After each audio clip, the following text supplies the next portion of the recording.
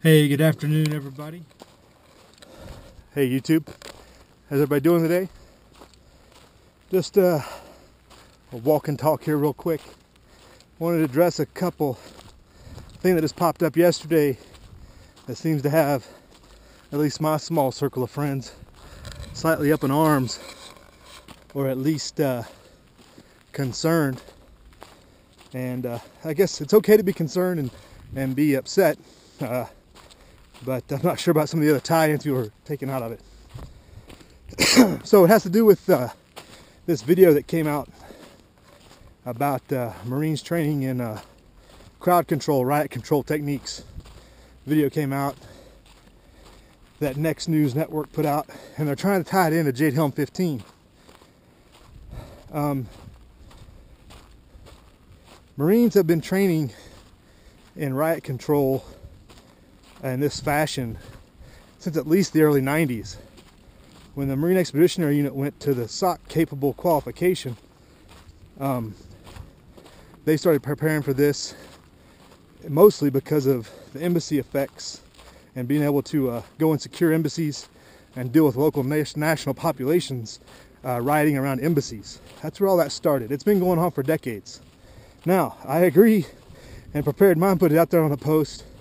Marines shouldn't be doing this, and Marines are just usually half the time pretty disgusted they have to deal with it, because we get taught deadly force and that's it. You use deadly force or you don't. And now there's the whole gray area, continual force.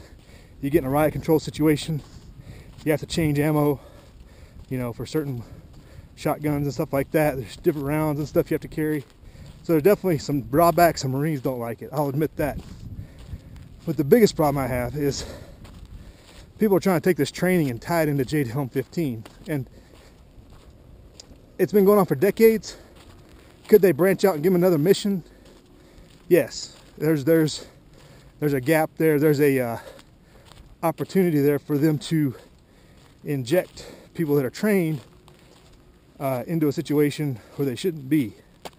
And I'll admit that. But as far as this being specifically done for Jade Helm, I think is ridiculous.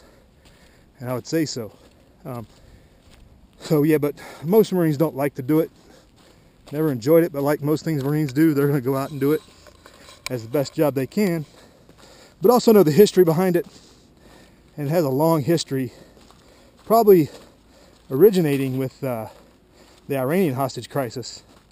When the embassy got overrun there, and they just further saw the need, and Marines started training as part of embassy security and as part of MEUs going out to do that mission, that they would training crowd control, riot control for the embassies in particular.